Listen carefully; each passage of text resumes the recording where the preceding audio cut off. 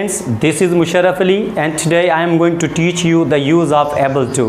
Friends, हम able to use करते हैं जहाँ पर हम अपनी ability show करते हैं, काबिलियत लायक कोई काम करने के लायक होते हैं, काबिल होते हैं, वहाँ पर हम यूज़ करते हैं। तो यहाँ पर हम देखेंगे कि हम इसको 3 टेंसेस में इस्तेमाल करते हैं, प्रेजेंट, फ्यूचर और past.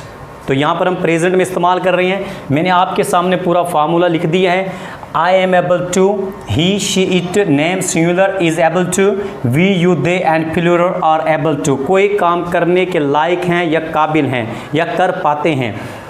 I am able to do this work, मैं ये काम करने के काबिल हूँ, लायक हूँ। We are able to read, हम पढ़ने के काबिल हैं या लायक हैं या पढ़ पाते हैं।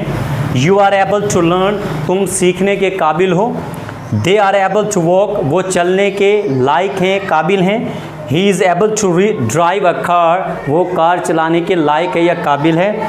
She is able to speak English, वो इंग्लिश बोलने के काबिल है या लायक है। It is able to play, वो खेलने के लायक हैं या काबिल हैं। तो यहाँ पर अगर हम कहें I can write, यहाँ पर भी आप एबिलिटी दिखा रहे हैं। I can write, मैं लिख सकता हूँ।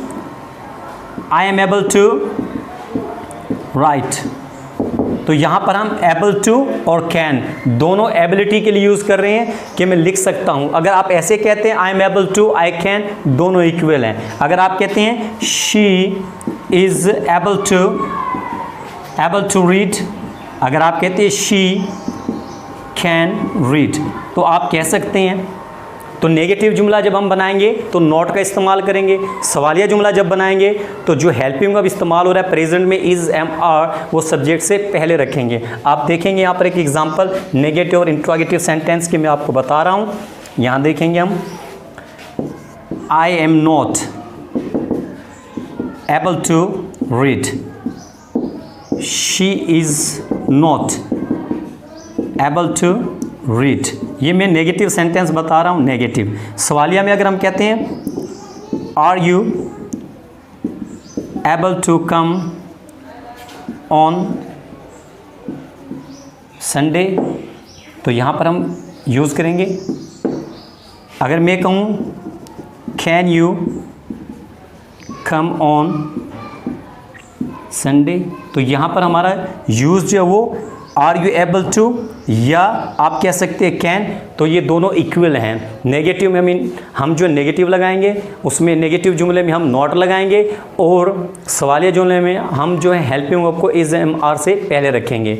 इसी तरह जब हम पास्ट टेंस बनाएंगे तो हमारे यहाँ पर यूज़ होंगे was able to, was able to. यहाँ पर भी हम देखेंगे वॉज एबल टू और यहाँ पर हम यूज़ करते हैं were able to, were able to. अब यहाँ पर हम देखेंगे किस तरीके से हम जुमले को बना रहे हैं। आप देखेंगे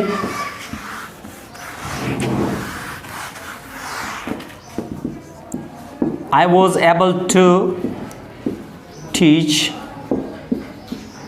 him, I was able to teach him, मैं उसे पढ़ाने के लायक था, काबिल था। I was not able to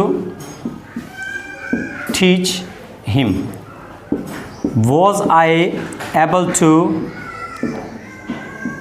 teach him। यहाँ देखेंगे हम, अगर हम कहते हैं I was able to, I was not able to, was I able to। अगर हम कहते हैं you were able to read, you were not able to read, were you able to read. तो फ्रेंड्स यहाँ पर हम देखेंगे हमारा ये सवालिया अंदाज़ है कि मैं काम करने के लायक था, काबिल था, मैं काम करने के लायक नहीं था, काबिल नहीं था, क्या मैं काम करने के काबिल या लायक था। तो यहाँ पर हम देखेंगे कि वहाँ पर मैंने कैन का इस्तेमाल समझाया। यहाँ पर आपको एक सेंटेंस में मैं कुड का इस्तेमाल भी बता रहा हूँ। यहाँ पर हम देखेंगे अगर आप कहते हैं I am, I was, past में अगर हम यूज़ करेंगे तो I was able to speak English when I was in 10th class। यहाँ पर देखिए हम, अगर हम यहाँ पर कहते हैं आई खुद, ये हमारी एबिलिटी है। यहाँ पर अगर आप कहते हैं आई कुड स्पीक इंग्लिश, तो आप इस तरह कह सकते हैं। अगर आप कहते हैं in those days when I had a car, सो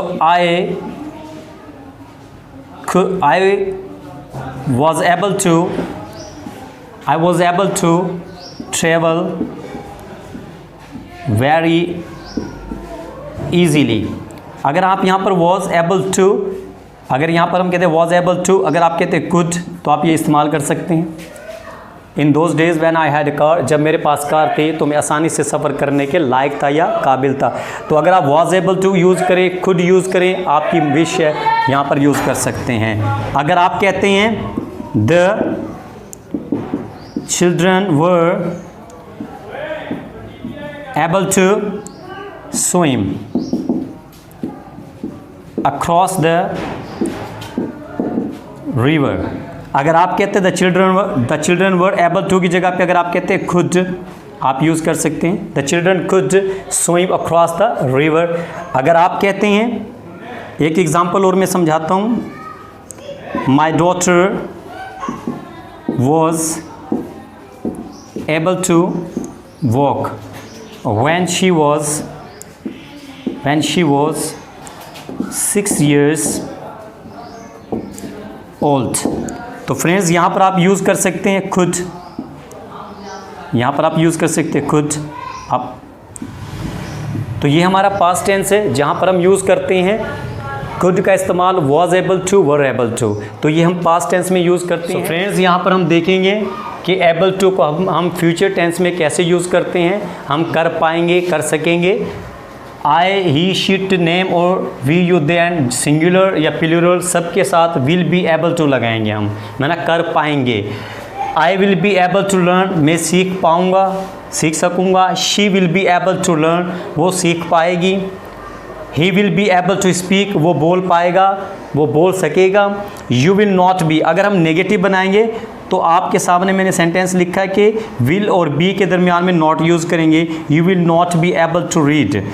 सवालिया जुमला जब हम बनाएंगे तो हम यूज़ करेंगे will you be able to, क्या तुम पढ़ पाओगे। अगर हम सेंटेंस में यूज़ करते हैं I will not be able to, she will not be able to, they will not be able to, जो भी आप वर्ब यूज़ करते जाएंगे तो ये सेंटेंस हमारा नेगेटिव होगा। और हेल्पिंग वर्ब विल को सब्जेक्ट से पहले रखेंगे तो ये हमारा सवालिया जुमला होगा। यहाँ पर मैंने आपके सामने एक सेंटेंस लिखा, I am afraid I can not come to the party. तो यहाँ पर देखें, मुझे अफसोस है कि मैं पार्टी में नहीं आ सकता।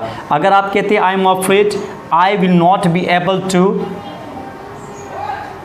कम टू द पार्टी, कि मैं पार्टी में नहीं आ सकूँगा, नहीं आ पाऊँगा। और इसका कंट्रास्ट फॉर्म जो है वॉन्ट, विल नॉट का वॉन्ट बी एबल टू, तो हमारा सेंटेंस इस तरह भी होता है कि मैं नहीं आ पाऊँगा, नहीं आ सकूँगा। If we earn some money, अगर आप देखिए if we earn some money we can go on a holiday next summer, कि अगर हम कुछ पैसे कमाते हैं तो हम नेक्स्ट समर में घूमने के लिए हॉलीडे पर जा सकते हैं। अगर आप यहाँ पर कैन की जगह पर कहते हैं will be able to, if we earn some money we will be able to go on holiday next summer, कि अगर हम कुछ पैसे कमाते हैं तो हम नेक्स्ट समर पर घूमने के लिए जा सकेंगे, जा पाएंगे। सो फ्रेंड्स, ये हमारा विल बी एबल टू का यूज़ है। प्रेजेंट, फ्यूचर और पास्ट में बी एबल टू को यूज़ किया जाता है। So friends,